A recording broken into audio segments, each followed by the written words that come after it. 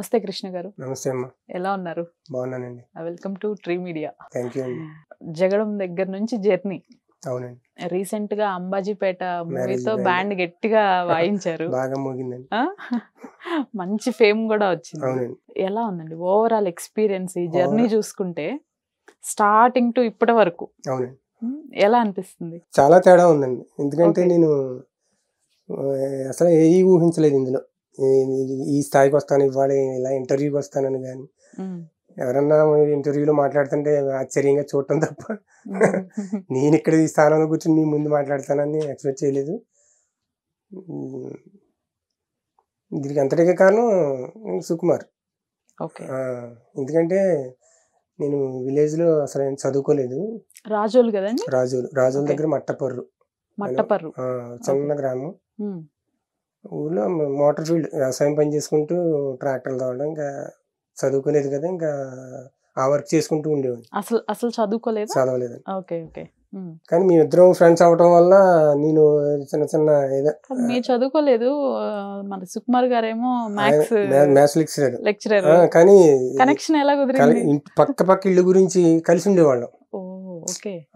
ఊర్లో board school వరకు చదివి కలిసి ఉన్న ఏమైందంటే ట్రావెల్ అట్లా నడుచుకుంటూ వెళ్ళింది.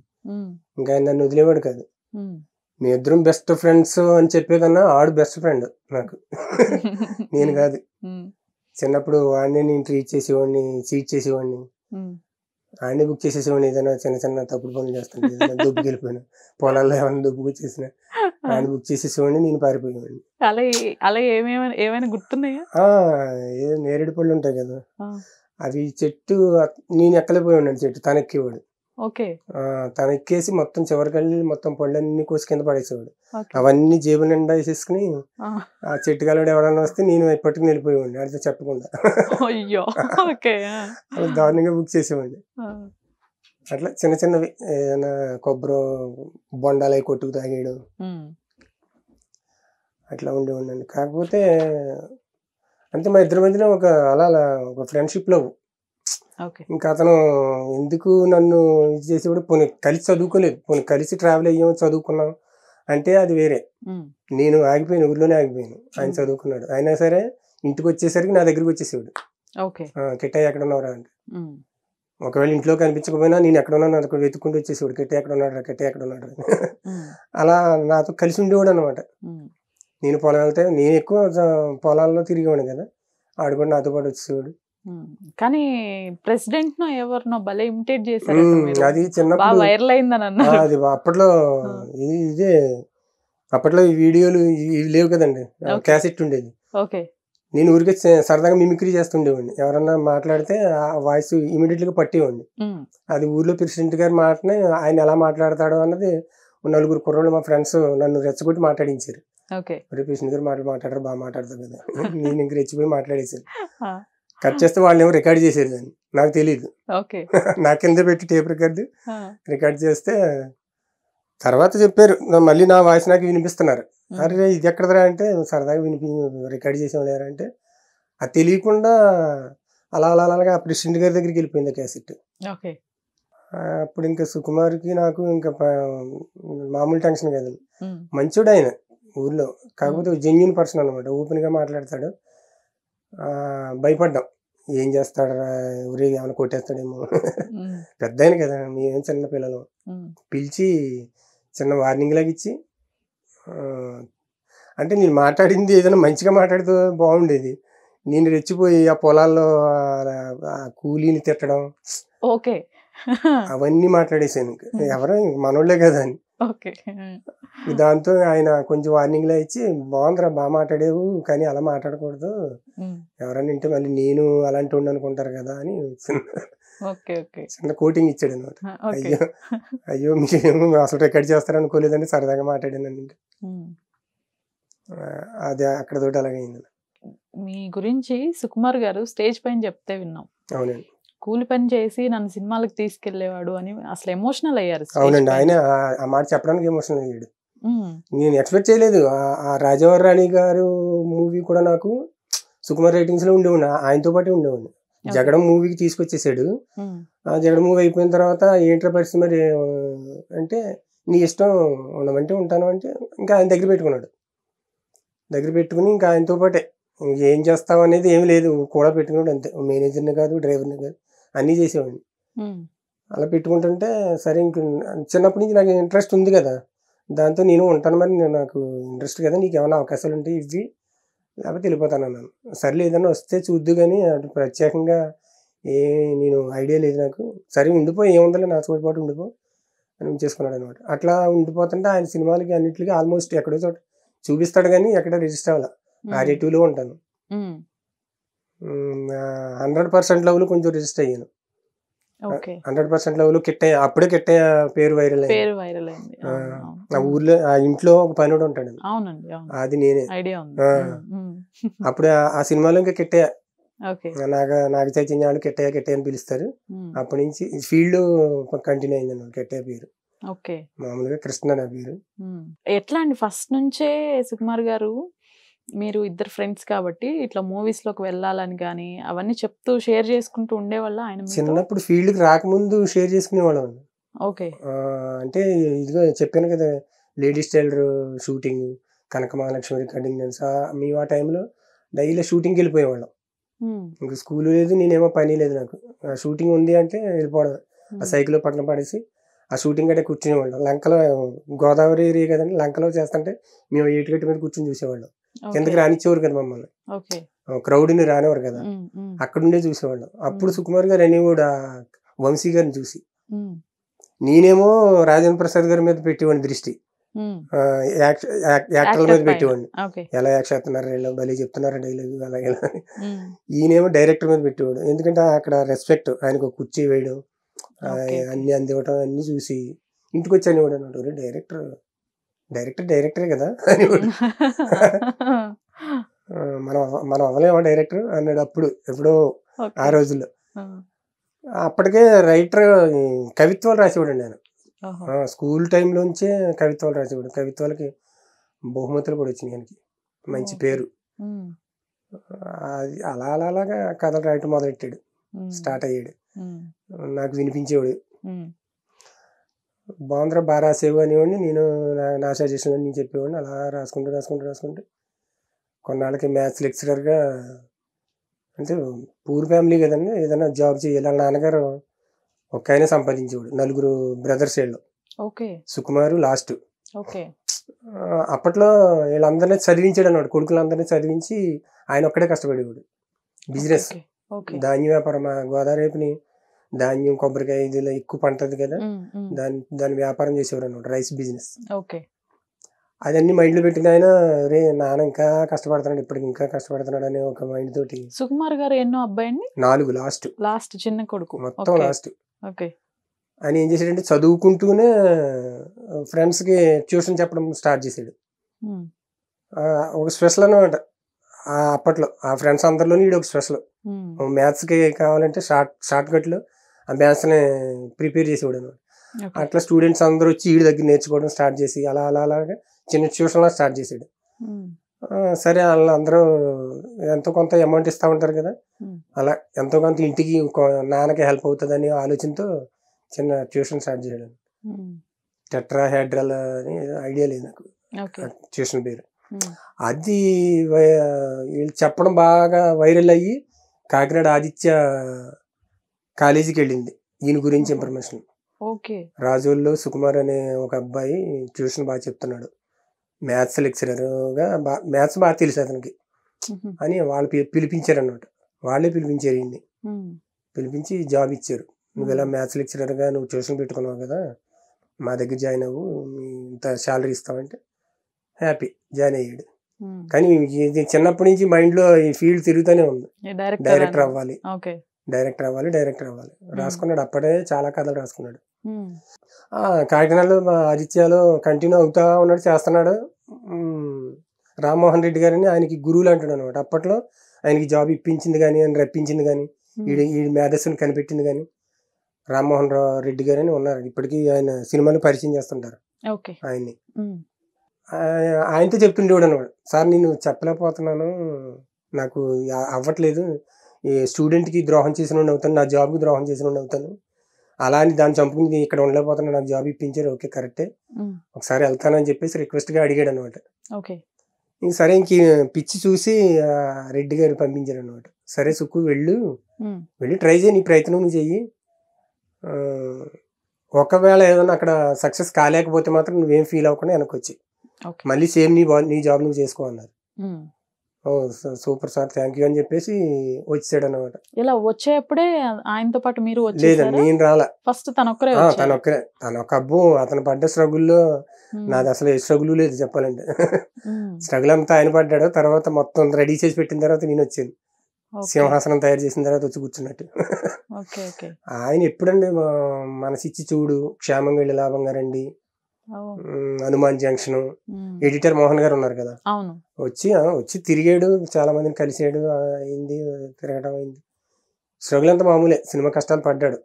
ఎడిటర్ మోహన్ గారి దగ్గర వాటికి రైటర్గా పనిచేసాడు ఆ సినిమాలకి. ఆయన ఇంకా అప్పుడు కూడా ఇంకా అవకాశాలు రావట్లే, రైటర్గా రాయించుకుంటున్నారు. ఇంకా విసిగిపోయాడు. అప్పట్లో చాలా కోపిస్ట్ సుకుమార్. ఆ కోపమే ఇప్పుడు ఆయనకి బెనిఫిట్ అయింది, ఎందుకంటే మొత్తం కంప్లీట్ చంపేసుకున్నాడు. ఇప్పుడు సినీ ఫీల్డ్కి ఏం కావాలో అది పట్టుకున్నాడు కరెక్ట్గా. ఆ కోపంతో నేను ఇంకా చెయ్యను అని చెప్పేసి మళ్ళీ వెనక్కి వచ్చేసాడు. రిటర్న్ జాబ్కి జాయిన్ అయిపోయాడు. వెంటనే అంటే చాలా ఓర్పు ఉండాలంటారు చూడండి, పట్టాడు కానీ ఓర్చుకోలేక వచ్చేసి మళ్ళీ కాలేజీలో జాయిన్ అయిపోయాడు. జాయిన్ అయిపోయిన తర్వాత కొన్నాళ్ళకి వివి వినాయక్ గారు దిల్ సినిమా, ఓ పక్కన ఠాగూర్ సినిమా, రెండు హ్యాండిల్ చేస్తున్నారు ఆయన. అప్పుడు ఇక్కడ తిరిగిన నాళ్ళ సుకుమార్ గురించి వినాయక్ గారికి తెలిసింది. సుకుమార్ అనేవాడు అక్కడ వచ్చాడు ఇండస్ట్రీకి, కొంచెం తెలివైనడు, బాగా రాస్తున్నాడు, రైటర్గా బాగా రాస్తున్నాడు అని ఆయన పిలిపించాడు. డైరెక్ట్గా ఆయనే ఫోన్ చేశాడు వినాయక్ గారు సుకుమార్ గారికి. సుక్కు నేను వినాయక్ మాట్లాడుతున్నానంటే ఆయన షాకు, అయిపోయి మీరేంటి సార్ డైరెక్ట్గా మీరు మాట్లాడారంటే కళా నిజమాని గీలుకున్నాడు. లేదు సుక్కు, నువ్వు టెన్షన్ పడకు, నేనే మాట్లాడుతున్నాను, నాకు నీతో మాట్లాడే పని ఉంది, కొంచెం డిస్కస్ చేసుకోవాలి, రాగలవా అన్నాడు. రాగలవేంటి సార్, కన్ను మూసి తెరిచి లోపల మీ ముందు ఉంటాను అన్నాడు. కట్ చేస్తే తెల్లారి జరిగి వచ్చాడు. మళ్ళీ అక్కడ వాళ్ళతో చెప్పాడు అన్నమాట, ఇలా ఫోన్ వచ్చిందండి వినాయక్ గారితో అంటే వెళ్ళమన్నారు. వచ్చాడని వస్తే అప్పుడు ఆయన దిల్ సినిమాని ఈయనకి అప్పచెప్పారు. వినాయక్ గారు ఆల్మోస్ట్ డైరెక్షన్ చేయమని చెప్పినట్టే. అయితే ఈయన దిల్ సినిమాకి వర్క్ చేశాడు అన్నమాట. వర్క్ చేసినప్పుడు అప్పుడు ఆర్య కథని బయటికి తీసాడు ఆయన. దిల్ రాజు గారికి చెప్పడం, ఆర్య కథని వినాయక్ గారికి వినిపించడం, వినాయక్ గారికి కూడా చెప్పడం, అలా అలా అప్పుడు కూడా చాలా స్ట్రగుల్ పడ్డాడు. ఆ కథ ఎవరికి నచ్చలేదు. దానికి తర్వాత అండి Jagadam second movie. First movie Arya. అప్పుడు ఆర్య కథ దిల్ రాజు గారికి వినిపిస్తే ఎవరికి నచ్చలేదండి, అది చాలా పక్కన పెట్టారు. అంటే ఆ కథ డిఫరెంట్. అప్పుడు ఆర్య ఆ కాన్సెప్ట్ రాలేదు కదా, ఎవడు చూస్తాడు అని ఎవరు పట్టించుకోలే. అయినా సరే ఆయన పట్టు వదలకుండా కథ బాగుంటుందండి, ఒకసారి నమ్మండి నన్ను అని చాలా ప్రాధాయపడ్డాడు అందరిని. చాలా మంది హీరోలతో ట్రై చేసాడండి అప్పుడు, ఊరికి ఎవరు బాగుంటారని. ఫైనల్ గా బన్నీ ఓకే అయ్యాడు. ఒకసారి ఏదో ప్రమోషన్ లో బన్నీని చూసాడు అన్నమాట సుకుమార్. చూసి ఇంక బన్నీయే నాకు హీరో, ఆర్య ఈయనే అన్నాడు. ఆర్య ఈయనే అనేటప్పటికి బన్నీకేమో అది కూడా బన్నీ కూడా సెకండ్ మూవీ. గంగోత్రి చేసాడు కదా, బన్నీని సెలెక్ట్ చేసినప్పుడు కూడా మళ్ళీ వీళ్ళని సుకుమార్ని ఏంటి బన్నీ అంటే గంగోత్రిలో చిన్న బాబులా కనిపించాడు కదా, ఏంటి బన్నీ అలా నచ్చాడు, చిన్న కుర్రాడు కదా అంటే తెలీదురా బాబు, బన్నీలో ఉన్న స్పార్క్ నాకు కనిపించింది, మీరు నమ్మి బన్నీని ఇప్పించగలిగితే నేను సినిమా సక్సెస్ చేసి పెడతాను అని అంటే అప్పుడు వివి వినాయక్ గారు నమ్మాడు అనమాట. మెయిన్ కాన్సెప్ట్ మీద నమ్మకం పెట్టుకుని అరవింద్ గారికి, చిరంజీవి గారికి అందరికి చెప్పడం జరిగింది.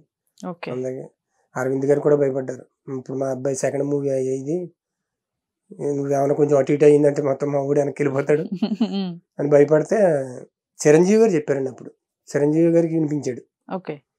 బన్నీకి ఫస్ట్ బన్నీకి చెబితే బన్నీ ఇంకా పిచ్చెక్కిపోయిందన్నాడు ఆయనకి, ఎలాగైనా సరే నేను ఈ కథ చెయ్యాలి అని సుక్కుని పట్టుకుని వదిలేవాడు కదా, ఇంకా లవర్ కన్నా దారుణంగా పట్టుకుని నువ్వు మళ్ళీ ఎవరికైనా ఇచ్చేస్తావేమో కదా, నాకు కుదరదు, నేనే చేస్తాను, మా నాన్నే ఆయన సరదాగా మా బాబు అంటాడు ఆయన ఊరికే అరవింద్ గారు అరవింద్ గారిని, మా బాబు నేను ఎదురు నాకు ఒప్పించుకుంటాను, మా బిగ్ బాస్ ని ఒప్పించుకుంటాను, నువ్వు మాత్రం ఎవరికి కథ కానీ పట్టు కూర్చున్నాను, బాబు నువ్వే నాకు ఇష్టం, నువ్వే చెయ్యాలి, ఆర్య నువ్వే ఫిక్స్, కాకపోతే వాళ్ళని ఒప్పించు అంటే మొత్తమే చిరంజీవి గారు వినటం జరిగింది. చిరంజీవి గారికి నచ్చింది. అందరూ డౌట్ పడ్డారు కానీ చిరంజీవి గారు అరవింద్ గారిని పిలిచి నువ్వేం డౌట్ పడక అరవింద్, అర్జెంటుగా ఆయన లాక్ చేసి సినిమా స్టార్ట్ చేయండి, ఒక సుకుమార్ అనేవాడు మామూలు వ్యక్తి కాదు, నాకు అర్థమైంది అని చెప్పడంతో ఆర్య బయటకు వచ్చింది. ఓకే. ఈ ఆర్య అయిపోయిన తర్వాత జగడం టైంలో మిమ్మల్ని తీసుకెళ్లారా? జగడం టైంలో ఆర్య అయిపోయింది. అప్పుడు ఆర్య అయిపోయిన తర్వాత ఊరికే సరదాగా ఒకసారి అడిగాను అనమాట, మేము ఊర్లో అనుకునేవాళ్ళం కదా, మంచి హిట్ ఆర్య, నేను వచ్చేస్తానని ఇంక అప్పుడు ఇంకా పోరాడాను అనమాట, నేను వచ్చేస్తాను రా, నీకు నువ్వే డైరెక్టర్ కదా, నేను వచ్చేస్తాను, అంతకుముందు అయితే ఎవరో నాకు తెలియదు, నేను వచ్చేస్తానంటే ఒరే నువ్వు కంగారు పడకరా బాబు అక్కడ, ఎందుకంటే స్ట్రగుల్ పడ్డాడు కదా, నువ్వు అనుకున్నంత ఈజీ కదా అక్కడ, వద్దు కానీ నేను తీసుకెళ్తాను అని చెప్పి జగడానికి పిలిపించాడు అనమాట. ఒక చిన్న క్యారెక్టర్, బస్ కండక్టర్ చిన్న సీన్ ఉంటుంది, కనిపిస్తాను, ఊరికే రిజిస్టర్ అవుతానండి, మనకి ఏమీ తెలియదు, వచ్చాను అసలు ఇప్పుడంటే ఎక్స్పీరియన్స్ వచ్చింది కానీ ఏం చేయలేదు తెలియదు, అలా నుంచున్నాను బొమ్మలాగా. ఆ రంగా జగడం స్టార్ట్ అయింది నాకు. జగడం నుంచి ఇప్పటి వరకు ఎన్ని సినిమాలండి కౌంట్ చేసుకున్నారు? అంటే కౌంట్ చేసుకోవాలంటే ఇంచుమించులో ఒక 70-80 వరకు ఉంటాయి. ఈ 70-80లో మంచి సినిమాలు, మంచి సినిమాలు జనం గుర్తుపెట్టేవి ఒక 15-20. ఈ మధ్యదైనా చెప్పాలంటే రాజావారి రాణి గారు అప్పటి నుంచి స్టార్ట్ అయింది నాకు, ఇంకా వెనక్కి చూసుకోలేదు. ఆ తర్వాత ఇంకా సుకుమార్ గారితో ట్రావెల్ అయ్యాను.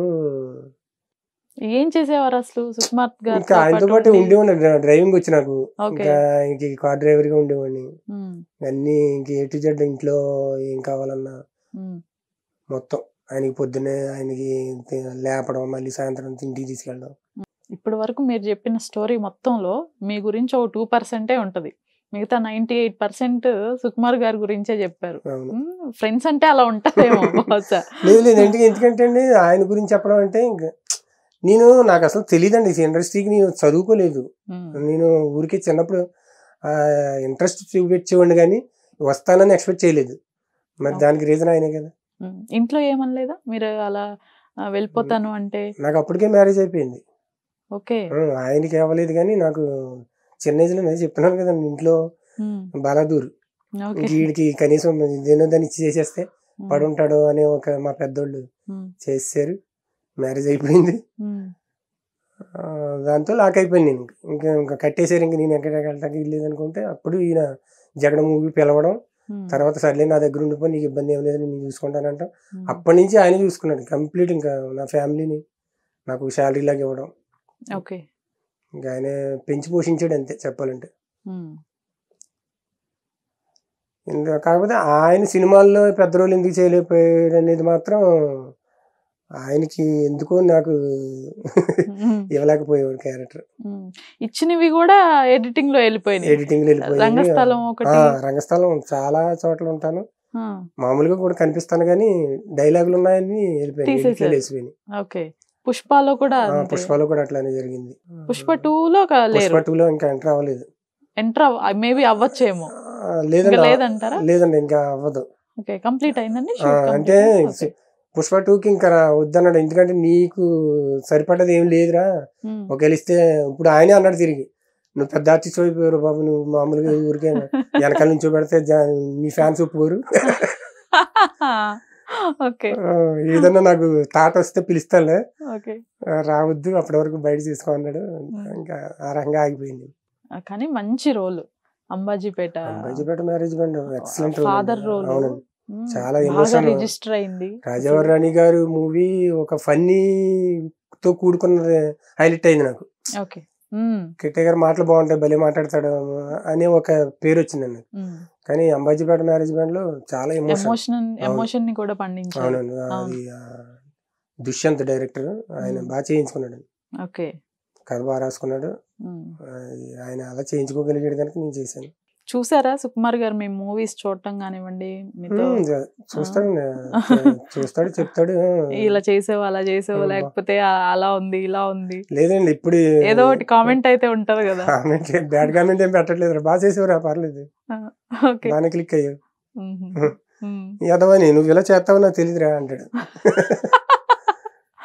నా దగ్గర ఎందుకు చేయవురా ఆయన దగ్గర ఎందుకో భయపడతాను లేకపోతే ఏదో ఒక చిన్న ఒక కంగారు ఉంటది ఎంత ఫ్రెండ్ అయినా గానీ ఏదో తెలియని కంగారు ఆయన పడి టెన్షన్ కి నా వల్ల ఎక్కడ టెన్షన్ పడతాడో అని నేను టెన్షన్ పడి నీ చేయడం మానేసేవాడిని ఆ రకంగా ఆయనకి నచ్చేటట్టు చేయలేకపోయేవాడిని కోపిస్ట్ అన్నారు కదా కోపం ఎక్కువ అన్నారు కదా భయంకరమైన కోపం అండి అప్పట్లో సినిమాల్లోకి వచ్చిన తర్వాత మొత్తం తగ్గిపోయింది ఎలా అంటే ఊరి దగ్గర ఏమైనా ఉన్నాయా ఇన్సిడెంట్ ఊరి దగ్గర చిన్నప్పుడు భయంకరంగా కొట్టేసి వచ్చేసేవాడు అండి ఎవరితో గొడవ పడితే ఓహో ఓకే తుక్కు కింద కొట్టేయడమే పెద్ద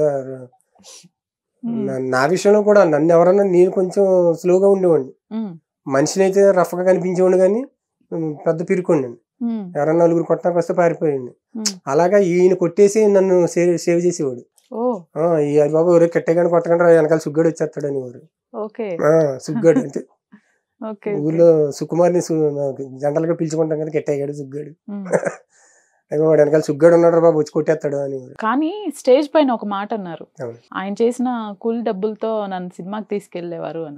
ఏంటండి ఆ స్టోరీ ఏంటి అసలు? అది అది ఆయన గొప్పతనం అండి. అది ఇప్పుడు ఎంత బెస్ట్ ఫ్రెండ్స్ గా తిరిగినా ఒక స్థాయికి వెళ్ళేటప్పటికి ఎవరు చెప్పరు. ఆ స్థాయిలో నేను చిన్నప్పుడు వీడితో కలిసి తిరిగాను, వీడే నన్ను చూసేవాడు, పోషించేవాడు, డబ్బులు పెట్టేవాడు అని ఎవరు చెప్పరండి.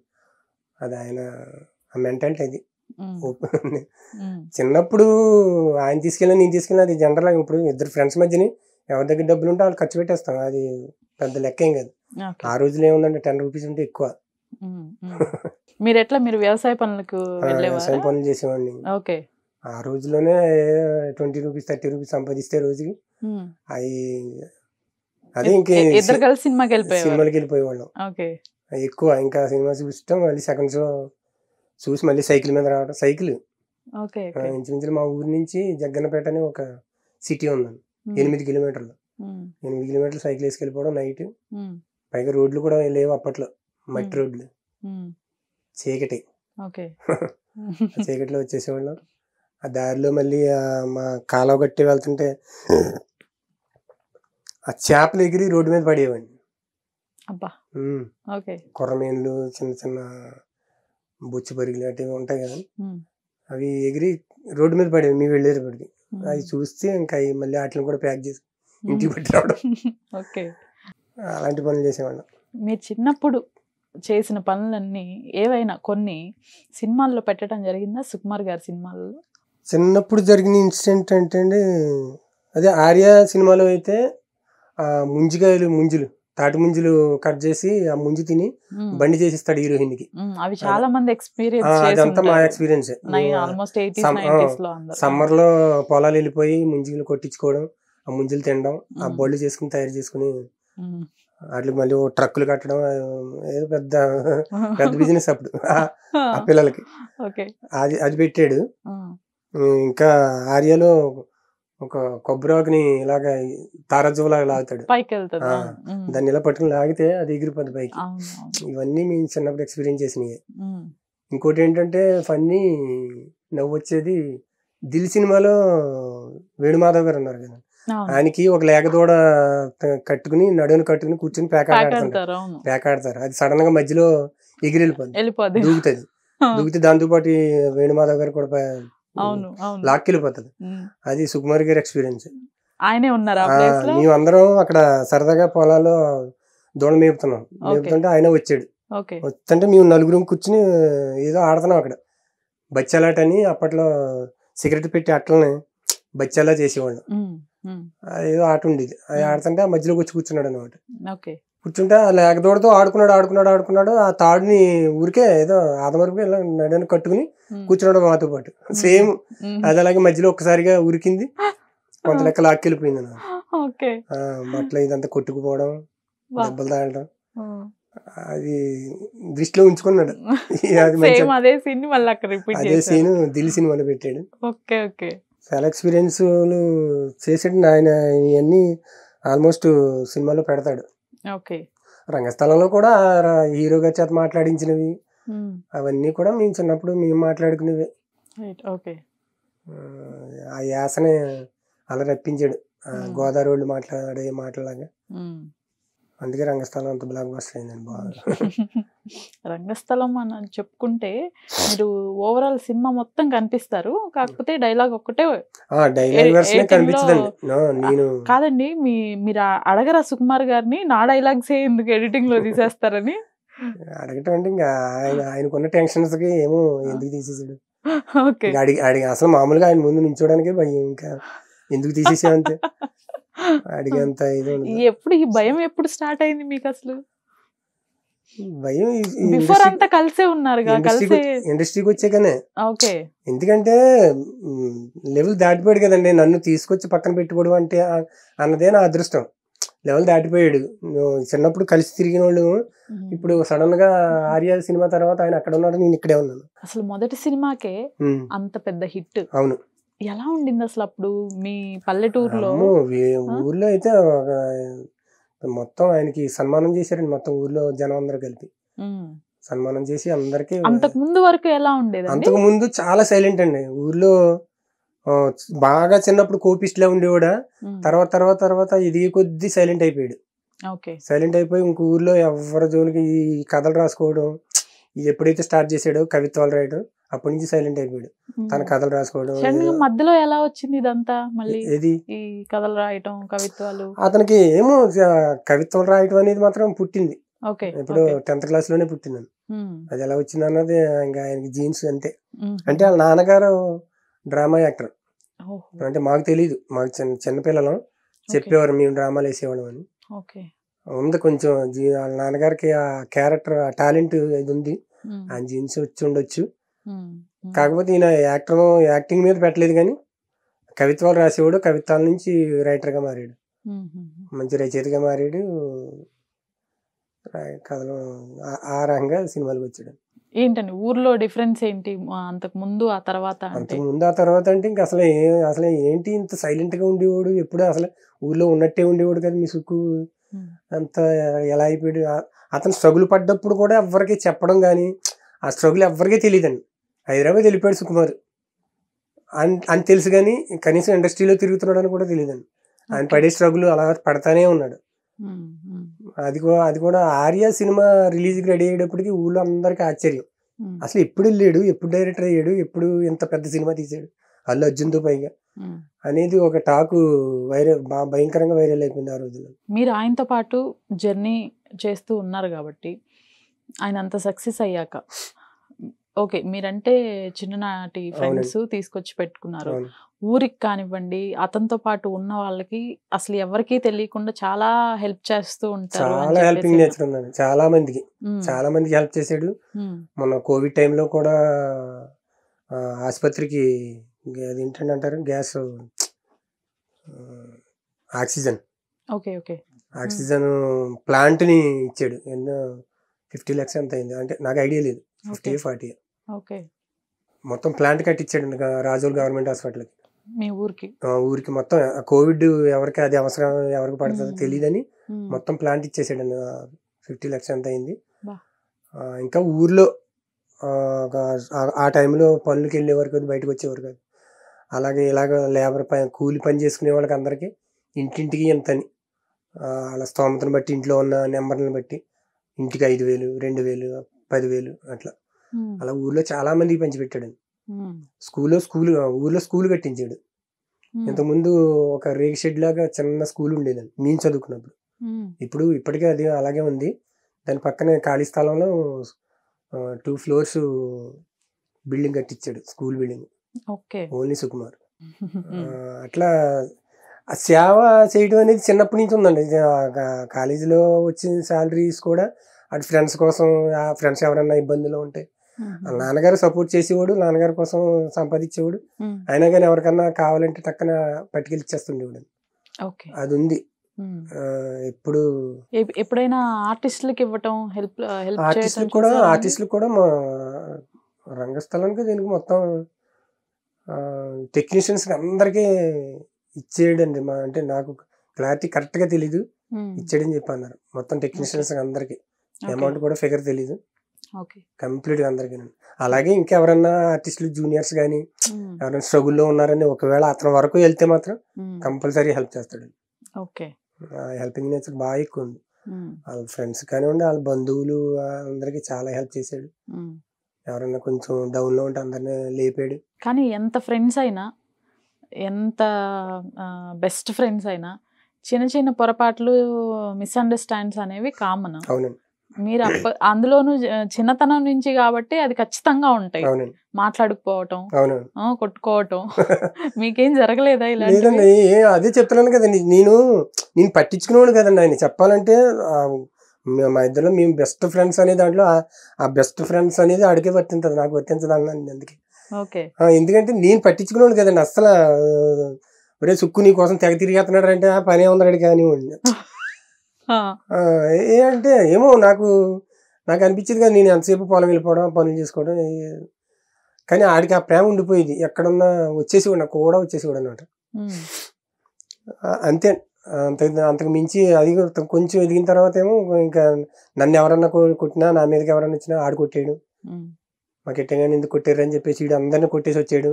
వాళ్ళందరూ వచ్చి వాళ్ళ నాన్నగారు కంప్లైంట్ చేయడం.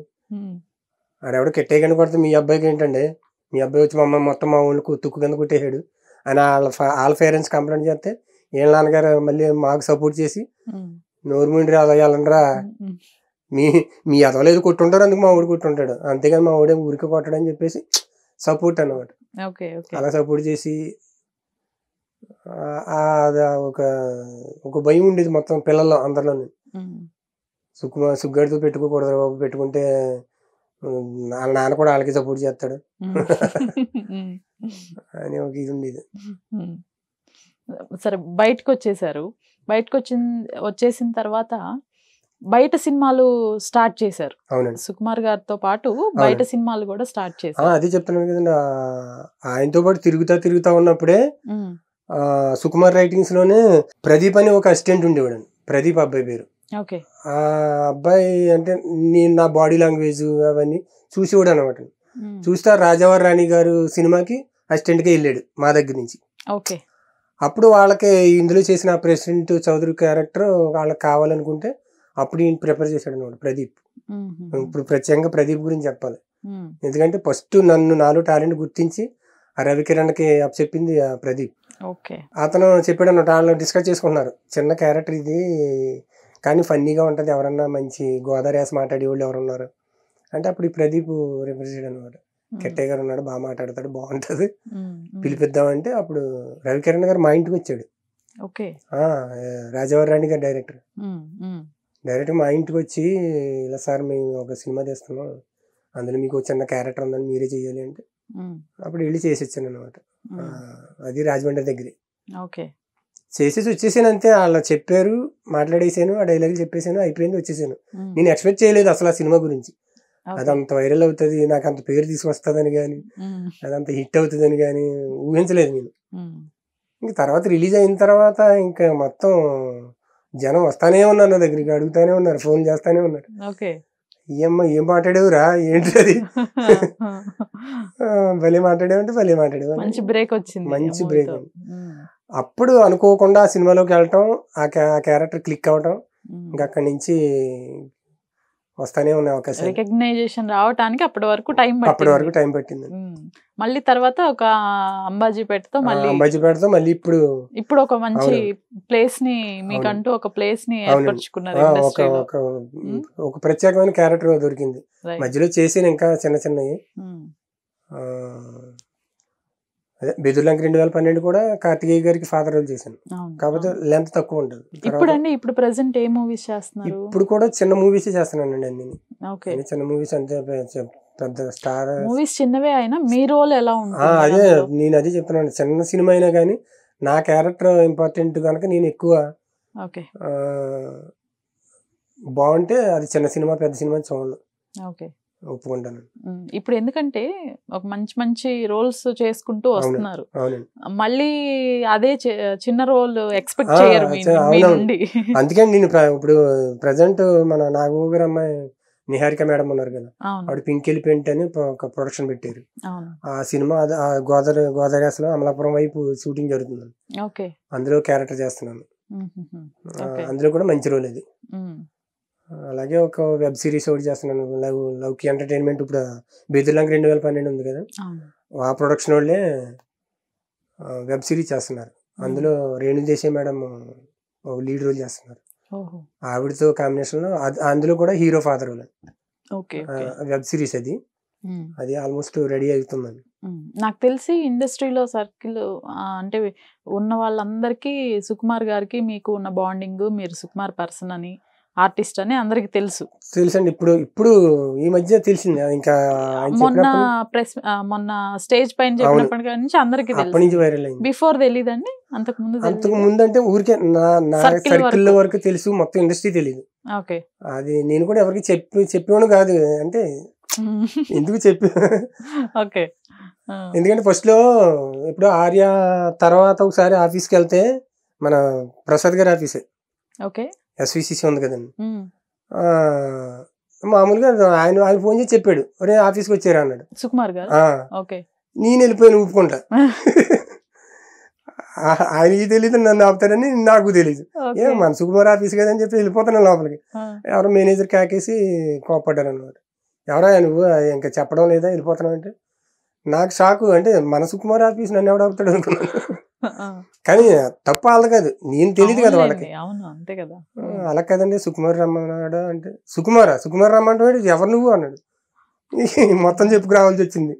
అలా కదా సుకుమార్ నేను ఫ్రెండ్, ఎందుకే అందరూ ఇదే మాటలు చెప్తారు అని ఇంకో ఎవరికి కుర్రోడు కప్ప చెప్పి ఒకసారి సార్తో చెప్పవా ఎవడో వచ్చాడని అన్నాడు పుసుకుని. నాకు సౌండ్ లేదు. అప్పుడు అర్థమైంది అన్నమాట, మనం తెలియదు కదా ఎందుకని. అప్పుడు నాకు బలు వెలిగింది, మనం తెలియదు కదా, మర్యాదగా వచ్చి ఏమన్నా సుకుమార్ గారు పిలిచారు, నేను ఊరి నుంచి వచ్చాను అంటే పంపిస్తారో లేకపోతే ఆయన పిలవడం ఏదో చెప్తారు. నేను డైరెక్ట్గా వెళ్ళిపోతే మరి నాది కరెక్ట్ కాదు కదా.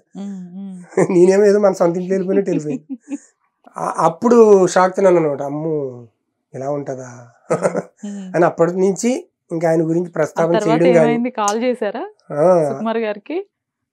లేదు, అప్పుడు కుర్రోడు వచ్చి పిలుస్తున్నారు సార్ అని చెప్పి తీసుకెళ్ళాడు నన్ను.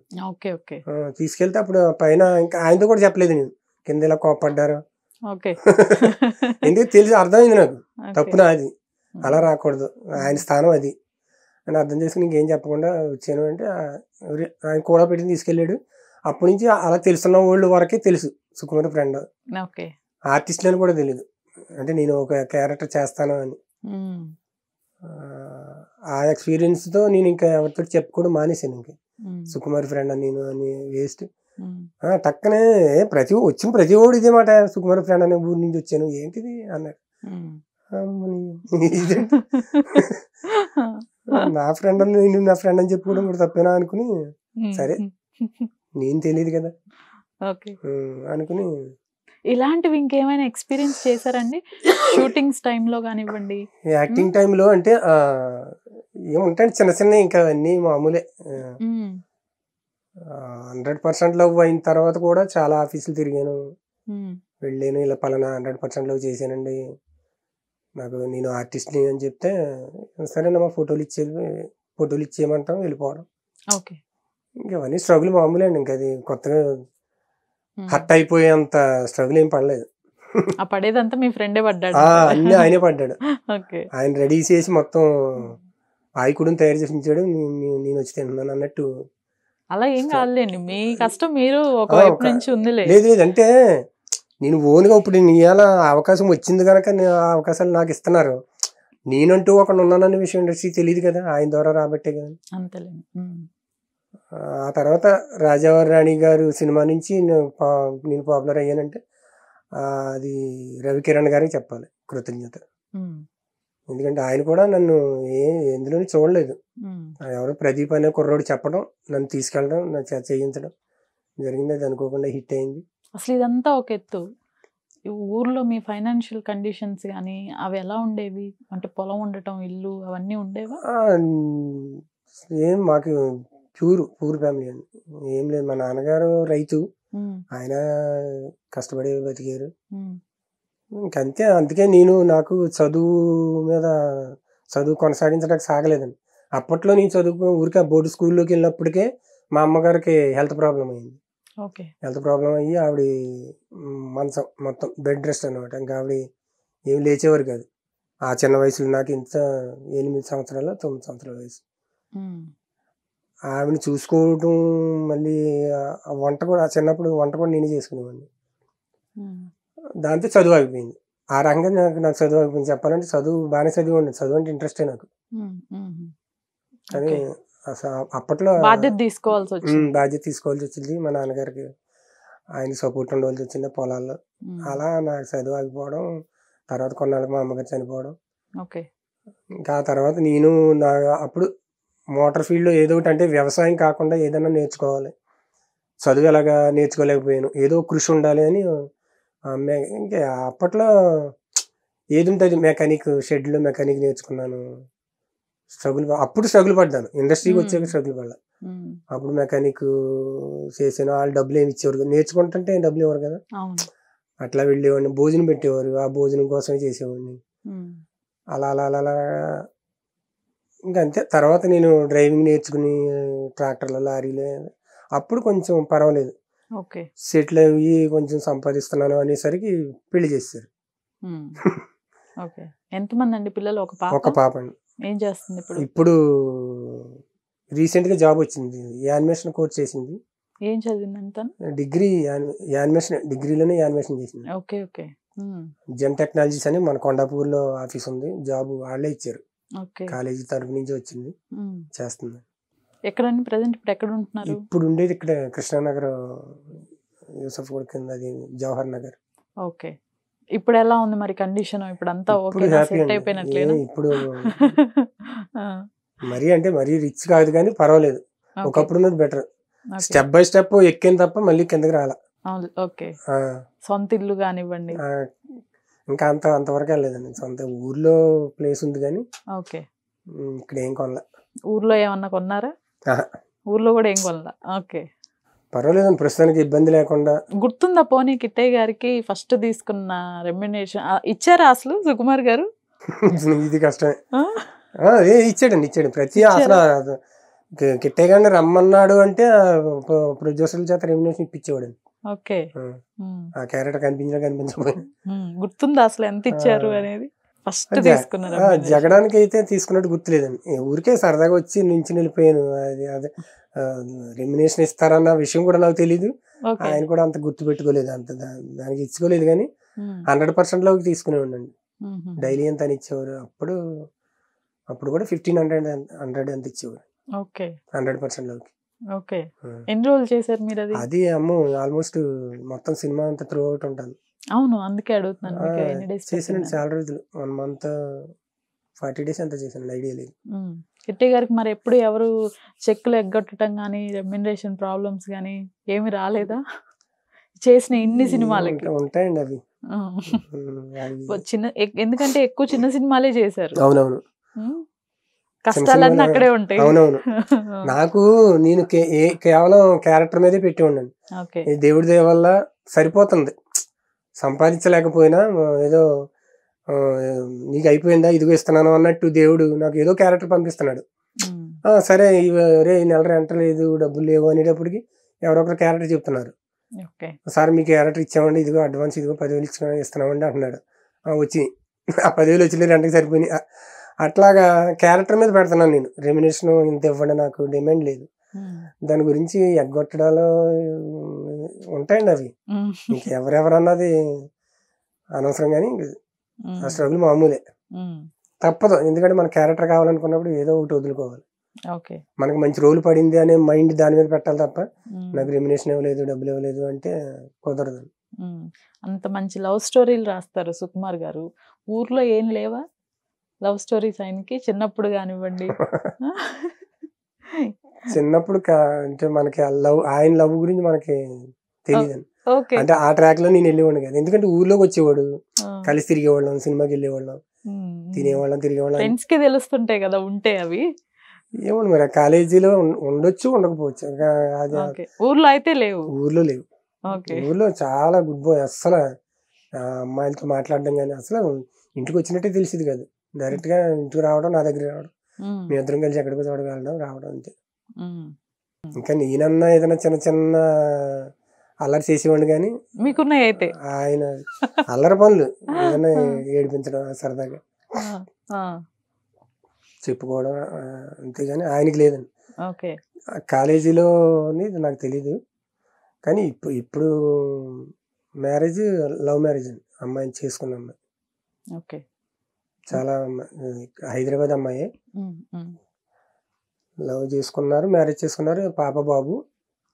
కానీ చాలా మంచి ఆవిడండి, సేమ్ ఆయనకి సరిపోతుంది ఆవిడ, ఆయన మెంటాలిటీకి, ఆయనకున్న టెన్షన్కి, ఆయన పడే టార్చర్కి ఆవిడ భరిస్తుంది చెప్పాలంటే. ఎందుకంటే ఆయన ఏమో ఎప్పుడు ఎలా ఉంటాడో తెలీదు. మిడ్ నైట్ టక్కలు వేసుకొచ్చి వెళ్ళిపోయే రోజులు ఉన్నాయి, బయట టక్ కారు లేకపోయినా కూడా నడిచి వెళ్ళిపోతాడు. ఆయన ఏదో మైండ్లో సినిమా తిరుగుతూ ఉంటుంది ఆ టైపు.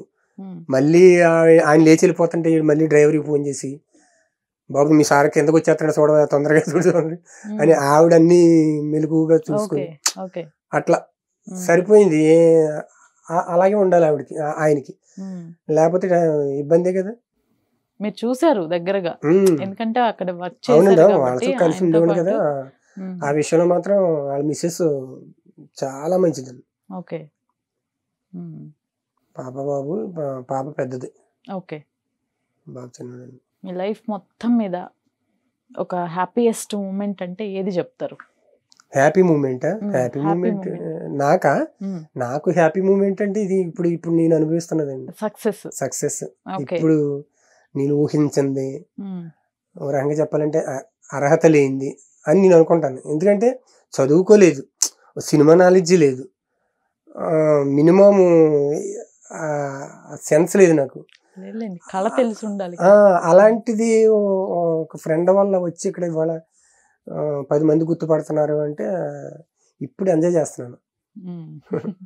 సాడెస్ట్ మూమెంట్ అంటే ఏది చెప్తారు? బాగా బాధపడింది జీవితం మొత్తం మీద బాధపడింది కూడా చిన్నప్పుడండి. మొత్తం స్ట్రగుల్ పడిందంతా బాల్యమే. కొంచెం ఏజ్ వచ్చి నా మెచ్యూర్ అయిన తర్వాత నేను ఏమి లేదు, ఎందుకంటే ఆ సాడ్ అంతా అనిపించేసాను. ఇంకా తర్వాత వచ్చేవన్నీ కూడా నాకు ఆఫ్టర్ ఆల్. చిన్నప్పుడు మా అమ్మగారు చనిపోవడం, ఆవిడకి సేవలు చేయడం, ఎమోషన్ ఎలాంటివి చెప్పాలంటే కొంచెం ఎమోషన్ అవుతుంది. మా అమ్మగారి మీద కోపడి ఉండి, ఎప్పుడు లేస్తావు నువ్వు ఎప్పుడు లేస్తావు అన్నావు, నేను వండలేకపోతున్నాను, ఆవిడ చనిపోతుందని తెలియదు నాకు. ఓకే. ఓకే. ఏంటండి అసలు ప్రాబ్లం ఏంటి? ఆ రోజుల్లో క్యాన్సర్, తెలీదు మాకు. ఊర్లో ఆర్ఎంపీ అని ఒక డాక్టర్ ఉండేవాడు, ఆయనే ఏదో మందులు ఇచ్చేవాడు, అది క్యాన్సర్ అని. కానీ అంటే తెలియదు ఎవరికి. ఇప్పుడు మా నాన్నగారికి కూడా తెలిసి ఉండకపోవచ్చు. ఇంకా అట్లా ఆవిడ మంచం అయితే ఉండేది, ఆవిడకి అన్నీ చేసేవాడిని. మా నాన్నకి నాకు వండి పెట్టుకునేవాడు. అంటే మీ ముగ్గురు అన్నదమ్ములం, కానీ మా పెద్ద మ్యారేజ్ చేసుకుని ఆయన సెపరేట్ అయిపోయాడు. అలా ఎవరి బతుకులు వాళ్ళే. కడక నాన్న అమ్మ నేను ఉండిపోయామన్నాడు సెపరేట్గా. దాంతో ఆవిడ పోతుందని తెలియదండి. అదే పెద్ద నాకు, ఇంకా రేపులు వేస్తుంది, ఎల్లుండి వేస్తుంది, ఏ రోజుకి ఆ రోజు అని ఇవాళ ఏదో ఫైట్ చేసేవాడిని ఆవిడ మీద. ఇవాళ నేను సాయంత్రం వచ్చేసరికి నువ్వు లేచి కూర్చున్నా కొంతమంది పెట్టాలని ఆవిడేం ఏడ్చేది, అది నాకు తెలిసింది కాదు. అంతే సాడ్ మూమెంట్. ఇంకా అవన్నీ చిన్నప్పుడే అయిపోయిందండి. ఇంకా అందుకే ఇప్పుడు నేను ఒకవేళ ఇక్కడ ఇండస్ట్రీకి వచ్చాక చిన్న చిన్న స్ట్రగుల్స్ పడ్డా నాకు లెక్క అనిపించదు. ఎందుకంటే బండరాళ్ళు మోసినోడికి చిన్న చిన్న రాళ్ళు పెద్ద లెక్క ఉండవు కదా, అట్లా. ఏ వయసు ఉంటుందండి ఆ టైంలో మీకు? అమ్మగారు చనిపోయినప్పుడు 8 to 9. నాకు 8-9 సంవత్సరాల వయసు. అంత వయసులో చనిపోవడం, ఆవిడ చనిపోయిందని నేను ఎక్కడికో పనికి వెళ్తే అక్కడికి ఎవరో ఒక అబ్బాయి వచ్చి చెప్పాడు, ఇలా మీ అమ్మగారు. అది కూడా చెప్పలేదు, రికెట్టయ్య నిన్ను ఇంటికి తీసుకురమ్మన్నారు తొందరగా వచ్చేయంటే ఏమో అక్కడ రైతుతో చెప్పి వచ్చేస్తున్నాను, ఆడితో సైకిల్ ఎక్కి వచ్చేస్తుంటే దారిలో కూడా ఆగి ఏ పొలంలో కట్టెలు వంట చేయడానికి కట్టెలు కావాలి కదా, అవన్నీ ఏరుకుని పట్టుకొస్తున్నాను నేను తెలియక. ఆడు తిడుతున్నాడు, నన్ను తీసుకొచ్చేవాడు, రావాయా నువ్వు అర్జెంట్గా ఇంటికి తీసుకురమ్మన్నారు, నువ్వు మళ్ళీ ఆ పొలంలోకి వెళ్ళాలంటే ఉండరా బాబు సాయంత్రం మా అమ్మకి నీళ్ళు కాయాలి.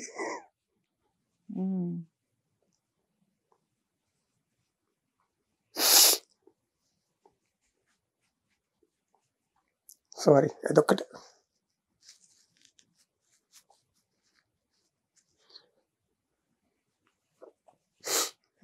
మనిషికి ఇంకా అంతకన్నా సాడ్ మూమెంట్ ఏముంటది.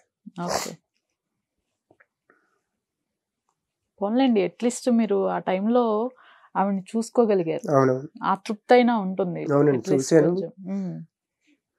ఏడ్చేది రోజు చేస్తుంటే నాకు అర్థమైంది కాదు. నాన్నగారు ఉన్నారండి? ఇప్పుడు లేరు, ఆయన కూడా రీసెంట్ గా ఒక 2 years బ్యాక్, అంటే తర్వాత ఆయన మళ్ళీ మ్యారేజ్ చేసుకోవడం, ఆయన మళ్ళీ వేరే చోటకి వెళ్ళి బ్రతకడం అలా అయింది. ఇంకా ఇప్పుడు మీ సక్సెస్ ని మీతో పాటు ఎంజాయ్ చేస్తుంది ఎవరు? నాకు తెలిసి మీ పాప అయి ఉంటది. ఇప్పుడు ప్రెసెంట్ పాప అండి. ఓకే, పాప ఇంక ఊర్లో నా ఫ్యామిలీ ఉంటారు కదా, మా అన్నయ్యలు.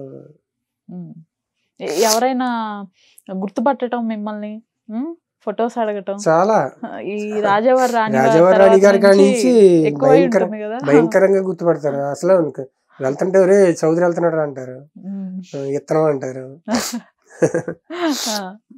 చాలా మంది గుర్తుపడతారండి. అట్లాంటివి ఏవైనా గుర్తున్నాయా ఇన్సిడెంట్స్? నేను అంటే అది అంత ఫేర్ తీసుకొచ్చినా గానీ నేను చాలా జనరల్ గా నార్మల్ గా తిరిగేస్తుంటాను. ఎక్కడైనా బస్ స్టాండ్ లో నుంచి ఉంటే ఎవరైనా చూస్తారు, చూసి నన్ను అడగటానికి సంశయం అవునా కాదా అని. అంటే కొంచెం బయట జనానికి ఎలా ఉంటది అంటే కొంచెం ఫేమ్ వచ్చేటప్పటికి మనకు కనపడ్డు అనే ఒక ఇది ఉందండి జనంలో. ఈయనేంటి ఎంత జనరల్ గా తిరిగేస్తున్నాడు, ఈయన కాదేమో అని డౌట్స్ తోటి మెల్లిగా అడుగుతారు వచ్చి, ఏమంటే మీరు రాజారాణి గారు మీరే కదా, నేనే. ఇంకంతే వాళ్ళకి పెద్ద ఆనందం, సార్ మీరే కదని డౌట్ వచ్చి అడిగాను, సార్ మీరే కదా, పక్కడు చెప్పడం, రే నేనని చెప్పానా ఆయనని. అప్పుడు ఫోటోలు తీయటం అవి చాలా హ్యాపీగా అనిపిస్తాయి. మీరు చాలా సింపుల్ గా తిరిగేస్తున్నారు సార్ అంటే, ఏమన్నా సింపుల్ గా దాని ముందు ఇలాగే తిరిగివ్వండి, ఇప్పుడు ఇలాగే తిరుగుతాను, రేపు ఇలాగే తిరుగుతాను. ఒకవేళ ఇప్పటికీ నిజంగా మీకు ఏదైనా ప్రాబ్లం వచ్చింది, ఏదో అసలు ఎవరికి చెప్పుకోలేరు, ఎవరికి షేర్ చేసుకోలేరు అంటే ఫస్ట్ ఎవరికి చెప్తారు మీరు? సుకుమార్ తోటి అండి, ఏదన్నా ప్రాబ్లం వస్తే సుకుమార్ తోటి డైరెక్ట్ కాల్ చేసి చెప్తారు? డైరెక్ట్ గా కాల్ చేస్తాను, లేకపోతే వెళ్ళిపోతాను, ఇంటికి వెళ్ళిపోతారు. ఓకే, డైరెక్ట్ ఇంటికి వెళ్ళిపోయి నా ప్రాబ్లం ఇది ఇలా జరిగింది. ఓకే, కానీ అంత ఆడితో చెప్పుకునే అంత ప్రాబ్లమ్స్ ఏమి రాలేదండి, పర్వాలేదు. అడుగుతుంటాడు, ఒకవేళ ఎప్పుడైనా షూటింగ్ లో కలిసినా చెప్తా ఉంటారు, ఏదైనా ప్రాబ్లమా లేకపోతే బాగానే ఉన్నారా, ఎలా ఉన్నారు ఏంటి. చంటి పిల్లల్లో ట్రీట్ చేస్తాడండి, ఇలా దగ్గరికి తీసుకుంటాడు, ఇక్కడ ముద్దు పెడతాడు, యాదవని చెప్పరా ఏదైనా నీకు ప్రాబ్లం ఉంటే చెప్పరా అంటాడు. నాకు ఏదైనా మంచి క్యారెక్టర్ నాకు అది చాలంటాను నేను. అలా ఇండస్ట్రీలో మొత్తం అక్కడికి వెళ్ళానంటే మొత్తం అప్పుడు రంగస్థలం టైంలో రామ్ చరణ్ గారితో కూడా పిలిచి చెప్పేవాడు, వీడు ఎవడనుకుంటున్నా సరే నా బెస్ట్ ఫ్రెండ్, చిన్నప్పుడు మీ ఇద్దరం కలిసి తిరిగేవాళ్ళం, ఈడే నన్ను సినిమాకి తీసుకెళ్ళాడు తెలుసా అనేవాడు. నేను చిన్నప్పుడు ఊరికే సరదాగా రికార్డింగ్ డాన్స్లు వేసేవాళ్ళం. నేను అల్లు రామలింగ గారి పాటలకి డాన్స్ చేసేవాడిని బాగా చిన్నప్పుడు. అది రామ్ చరణ్ గారితో షేర్ చేసాడు ఆయన, మీ తాతయ్య గారు డాన్స్ చేసేవాడు, మొత్తం ఊరంతా విజులు తప్పట్లో డబ్బులు చదివించేవారు, ఆ డబ్బులు ఎట్టుకుని మళ్ళీ మీ సినిమాకి వెళ్ళిపోయేవాళ్ళం అని చెబుతుంటే రామ్ చరణ్ గారు నవ్వు. అలాగా ఆయన వచ్చాడు వెళ్ళాడు అన్నట్టు కాకుండా పని కట్టుకుని పరిచయం చేస్తాడు, ఆ గొప్పతనం ఉంది సుకుమార్ దగ్గర. భోజనాలు లంచ్కి అక్కడ ఆయన దగ్గరికే పిలుస్తాడు, వాళ్ళందరి మధ్యన కూర్చోబెట్టుకుని తినమంటాడు. అట్లా ఫైనల్ గా కిట్టయ్య గారు ఏ టైప్ ఆఫ్ రోల్స్ చేద్దాము అని అనుకుంటున్నారు? ఏ టైప్ ఆఫ్ క్యారెక్టర్స్? నేను అసలు ఎక్స్పెక్ట్ చేయని అన్నీ వస్తున్నాయండి ఇప్పుడు. నేను అసలు అంతకే తగినోడు కాదన్నవన్నీ వస్తున్నాయి. ఇంకా అత్యాశ అవుతుందో లేకపోతే ఆశ అవుతుందో, ఇంకా నాకు ఏదైనా సరే రావాలి తప్ప ఏదైనా చేసుకుంటూ వెళ్ళిపోతాను, దేన్ని వదలను. ఇప్పుడు ప్రజెంట్ నాకు ఆ ఆలోచన ఉంది, ఎందుకంటే చేశాను. ఇప్పుడు ఇంకా బోల్డ్ జోనర్స్ ఉన్నాయి చేయాలంటే. మీకు ఏ జోనర్ ఎక్కువ ఇష్టం అసలు? ఎక్కువ ఎమోషను, కామెడీ. నాకు ఇష్టమైంది కామెడీ. చిన్నప్పటి నుంచి కామెడీగా ఉండటం ఇష్టం. ఇంకా ఎమోషన్ ఏదన్నా, ఇప్పుడు ఇంకా వయసు పెరిగింది కనుక ఒక తండ్రి, ఒక ఎమోషన్ తండ్రి, ఒక పూర్ ఫ్యామిలీ ఫాదర్ ఎలా ఉంటాడు, అట్లాంటివి ఏమన్నా వస్తే ఇష్టం. కొంచెం ఏదైనా చేస్తాను. ఇష్టమైన అయితే కొంచెం కామెడీ, ఈ జోనర్ ఇష్టం. ఎల్బి శ్రీరామ్ గారి లాగా ఏదన్నా ఒక చూడండి, ఆయన ఎమోషన్ తోటే కామెడీ పండిస్తాడు. అట్లాంటివి ఇష్టం నాకు. సినిమాలు చూస్తూ ఏడ్చిన సందర్భాలు ఉన్నాయా? నాకు ఎప్పటికీ సెంటిమెంట్ సీన్ వస్తే నాకు ఇట్టే వచ్చేస్తాయి కానీ. సుకుమార్ గారు కూడా చెప్పాడు స్టేజ్ మీద, నాకు ఏదైనా కాళ్ళు ముళ్ళు గుచ్చుకుంటే ఈడి కళ్ళలో నీళ్ళు వచ్చేసేవి, ఇది ఇప్పుడు కూడా నేను ఏదైనా చెప్తుంటే ఏడు చేస్తున్నాడు అన్నాడు. అప్పుడు ఆయన చెబుతుంటే నాకు ఆల్రెడీ ఎమోషన్ స్టార్ట్ అయిపోయింది, వెనక్కి వెళ్ళిపోయాను స్టేజ్ మీద. అది మరీ అంటే సెన్సిటివ్, ఊరికే వచ్చేస్తాను. సుకుమార్ గారు ఏడ్చేవాళ్ళు కదా అట్లా ఎమోషన్స్? ఆయన ఎమోషన్స్ కి చిన్నప్పుడు ఎమోషన్ కనిపించేవాడు కాదు, ఎమోషన్ అయ్యేవాడు, కంట్రోల్ చేసేసుకునేవాడు. ఆయన ఎమోషన్ అవుతాడు, నా అంత దారుణం కాదు. మీరే ఎమోషనల్ పర్సన్. అంతగా ఇప్పటికి ఎంత వయసు వచ్చాక ఇప్పటికీ కంట్రోల్ చేసుకోలేను. జనరల్ గా చెప్పొచ్చు ఏదైనా ఎంత ఎమోషన్ నేను, అట్లా కంట్రోల్ చేసుకోలేను. ఎవరన్నా సడన్ గా తిట్టినా కూడా ఏడుపు వచ్చేస్తుంది. ఇండస్ట్రీలో కూడా మా ఆఫీసుల దగ్గర ఆ పరిస్థితి జరిగింది. నాకు బయటకు వచ్చేసి ఏడిచిన రోజులు ఉన్నాయి. అంటే ఏదన్నా చెప్పలేం కానీ, ఏదైనా క్యారెక్టర్ ఏదన్నా ఆడిషన్ ఇవ్వమన్నారు ఇంకో ఇవ్వలేకపోవడం, చేయలేకపోవడం. నాకు నా దగ్గర మైనస్ ఆడిషన్ ఇవ్వలేను, డైరెక్ట్ గా ఇన్వాల్వ్ అవుతాను. కానీ ఏదైనా క్యారెక్టర్ చెప్తే ఆడిషన్ లో రాదు నాకు. అలాగా ఒక చోట తిట్టారు, అసిస్టెంట్ డైరెక్టర్ తిట్టాడు. ఏమన్నారు? ఏదో మామూలుగా కోపడ్డాడు, ఎందుకు వస్తారా ఆడిషన్ వచ్చేస్తారా అంటంతో బయటకు వచ్చి ఏడ్చాను. ఇలా ఉంటుందని. ఇండస్ట్రీకి వచ్చే వరకు తెలియదండి. అప్పుడు జగడానికి ముందు ఇంకా అందరూ చెప్పేవారు ఊర్లో, ఒరే నువ్వు బాగా మంచి టాలెంటెడ్ కదా, నీ సుగ్గడి తీసిపోతాడు నిన్ను, నువ్వు మంచి యాక్టర్ అయిపోతావు అలాగే అనుకుంటే. అప్పుడు నేను అలా అనుకునేవాడిని, దున్నుపడేసి నేను ఒక ఆర్టిస్ట్ని అయిపోతాను అనుకున్నాను. ఇండస్ట్రీకి వచ్చాక తెలిసింది, ఊర్లో వేసే కుప్పి గంతులకి ఇక్కడ వేసే పర్ఫార్మెన్స్కి చాలా తేడా ఉంటుంది, ఇక్కడ అంత ఈజీ కాదని. ఫస్ట్ మంచి రోల్ ఒకటి పడాలి, ఎంత టాలెంట్ ఉన్నా కూడా ఆ రోల్ పడినా సినిమా సక్సెస్ అవ్వాలి. అవునండి, రోల్ పడినా సినిమా సక్సెస్ అవ్వాలి, అప్పుడే అది ఆడియన్స్ వరకు రీచ్ అవుతుంది. రోల్ ఎంత మంచిదైనా సినిమా ఫ్లాప్ అయితే ఏమీ చేయలేము.